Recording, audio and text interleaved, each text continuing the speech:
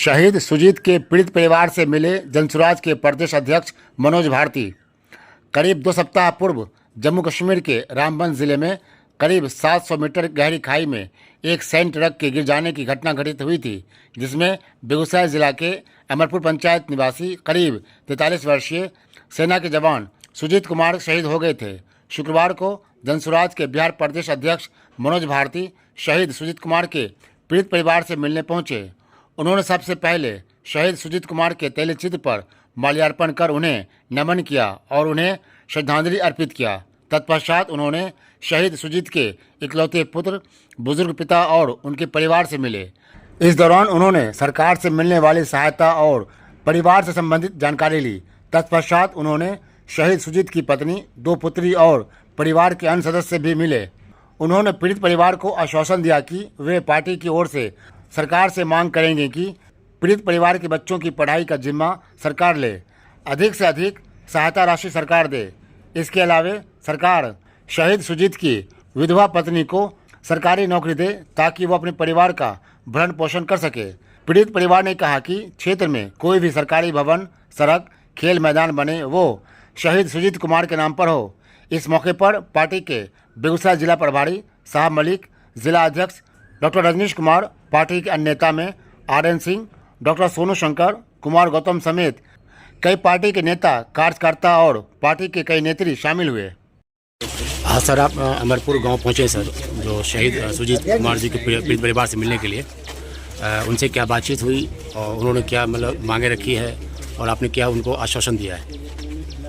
सबसे पहले तो जनसुराज पार्टी की तरफ से हम उनके परिवार को, इस गांव को इस बात के लिए प्रशंसा करेंगे कि आपके बीच एक ऐसा सैनिक था जिसने देश के लिए अपनी शहादत दी है।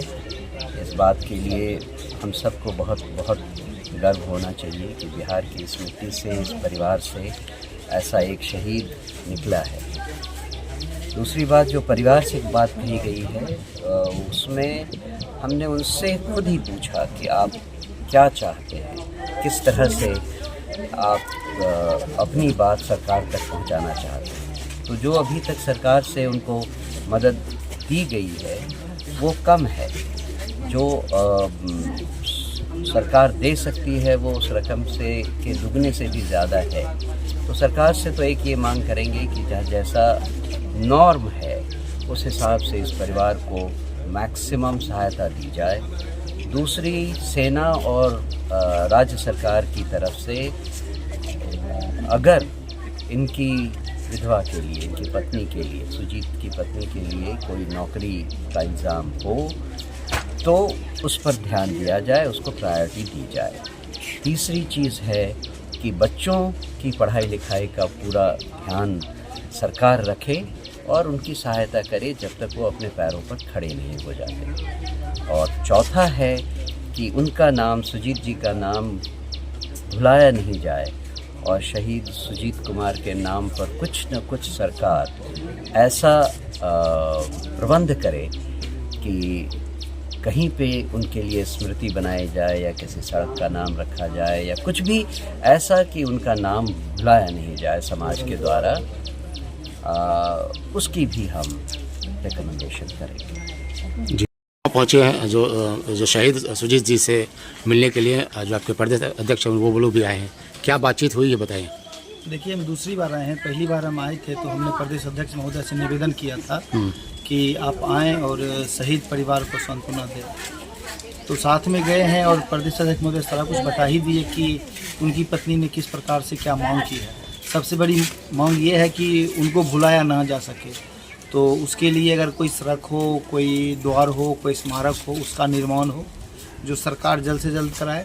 अगर सरकार नहीं भी कराती है तो मैं यहाँ के मुखिया, सरपंच, पंचायत समिति, जिला पार्षद, विधायक, जो भी क्षेत्रीय नेतागण होते हैं उनसे निवेदन करूँगा कि उनकी पत्नी की अगर ये मांग है तो उसको जल्द से जल्द पूरा किया जाए।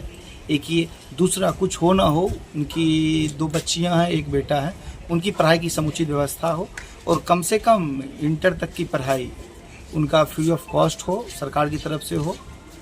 और अगर हो सके, अगर सरकारी नियम कानून है, चूँकि सरकार तो पूरा देश को लेकर चलेगी, सरकारी नियम कानून के अनुसार अगर उनकी पत्नी को किसी प्रकार का कोई नौकरी दिया जाता है तो परिवार जीने में आसानी से परिवार अपना ज़िंदगी गुजारेगा। बाकी तो आप जब परिवार से लोग चले जाते हैं तो उसकी भरपाई कोई नहीं कर सकता है, और मैं इन्हीं बातों के साथ उन्हें श्रद्धांजलि देता हूँ।